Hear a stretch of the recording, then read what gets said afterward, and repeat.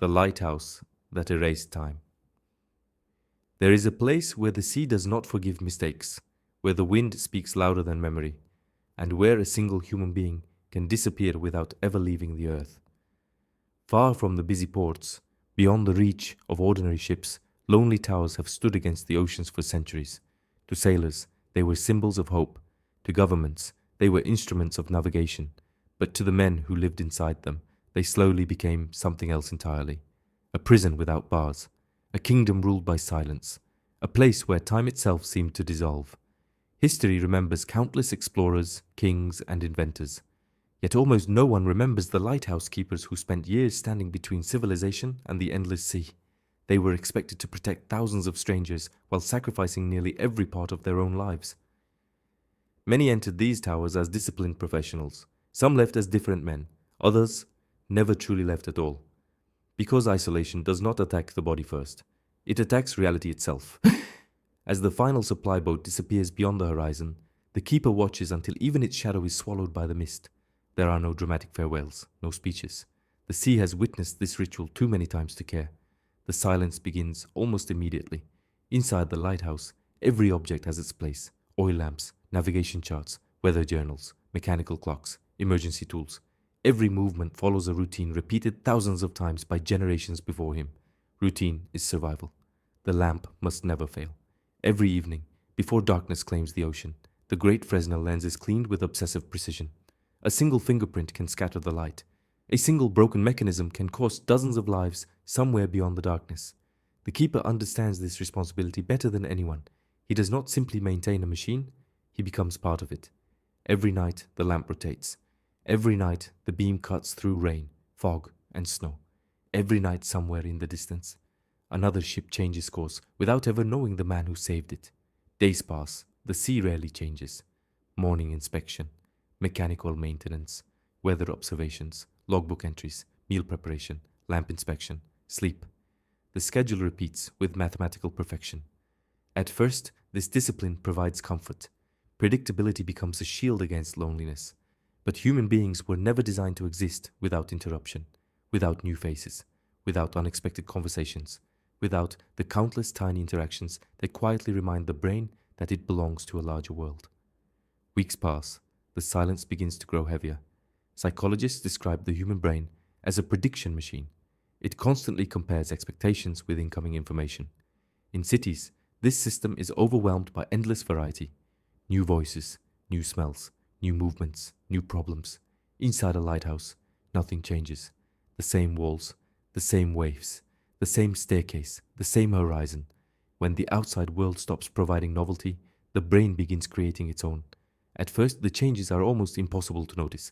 The keeper begins talking aloud while preparing dinner, not because he is lonely, because hearing another voice, even his own, feels strangely comforting. Soon, conversations become longer. Questions receive answers, not immediately, only after several seconds of silence. He laughs at jokes no one else hears. He catches himself explaining simple tasks to an empty room. The human mind does not merely seek company, it requires it. Centuries before neuroscience explained these mechanisms, lighthouse keepers had already written about them in private journals. One described hearing footsteps above him every night after extinguishing the lantern. Another repeatedly believed someone was knocking on the entrance door, despite violent storms making such visits impossible. Several recorded the disturbing sensation that another person was standing just outside the edge of their vision. Whenever they turned, nothing. Always nothing. Modern psychology has a name for these experiences: the third man factor. Extreme isolation, exhaustion, and stress can convince perfectly healthy individuals that an invisible companion is walking beside them. Mountaineers have reported it. Polar explorers have described it. Astronauts have experienced similar sensations during long-duration missions. The brain creates presence because complete absence is simply too unnatural. The lighthouse does not invent ghosts. The mind does. Storm season arrives. The ocean transforms into something ancient. Waves rise like collapsing mountains. The tower trembles beneath every impact. Windows disappear behind walls of water. Outside, darkness becomes absolute. Inside, only the rotating beam continues its endless journey. The keeper cannot sleep. Every unusual vibration demands investigation. Every strange sound could signal structural damage. If the light fails during a storm, hundreds of sailors may suddenly lose their only point of reference. Responsibility weighs more heavily than fear. Hour after hour, he climbs the spiral staircase, checks the gears, inspects the fuel, cleans the glass, records another observation. The clock moves painfully slowly. Or perhaps it no longer moves at all. Humans rarely notice how much their perception of time depends on change. Without changing scenery, without conversations, without meaningful events, minutes begin stretching into hours. Entire weeks disappear inside memory. Researchers studying prolonged isolation discovered a remarkable phenomenon. People consistently lose their ability to estimate time accurately. Some believe only hours have passed. Others feel trapped inside endless days that never truly end. Time is not measured by clocks. It is measured by experience. Inside the lighthouse, experience becomes repetitive. Reality becomes circular.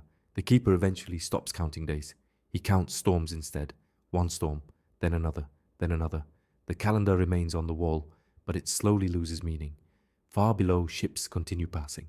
Their crews see only a reassuring light sweeping across the water. They imagine certainty. They imagine safety. They never imagine the exhausted man climbing hundreds of stone steps for the 5th time before sunrise. History rarely celebrates invisible labor. Society remembers the rescued, almost never the rescuer. Winter arrives. Supply boats become increasingly rare. Food must last longer. Fuel calculations become more precise. Every decision carries consequences months into the future. The keeper develops rituals. The same cup, the same chair, the same sequence of movements every morning. Not because tradition demands it, because rituals create stability when everything else feels uncertain. Behavioral scientists now understand why such rituals emerge. Repetition reduces anxiety. Predictability gives the brain an illusion of control. Inside isolated environments, rituals become psychological anchors. Break one unexpectedly, and panic often follows. One evening, while climbing toward the lantern room, the keeper suddenly freezes. Someone is humming, a quiet melody, familiar, gentle, coming from above. He climbs faster. The sound stops. The lantern room is empty. Only the rotating mechanism continues its patient rhythm. The humming never appears again, yet he remembers every note. Memory itself begins changing. Faces become blurry. Voices fade. Even family members start feeling like characters from forgotten stories. The sea replaces civilization. The lighthouse replaces home. The beam replaces purpose. Some keepers remained for years. Others resigned after only months. Official records often listed physical illness. Privately, many admitted something far more difficult to explain. They no longer trusted their own thoughts. Long before modern neuroscience existed, the lighthouse had already become a laboratory for understanding human consciousness. It demonstrated something civilization rarely notices.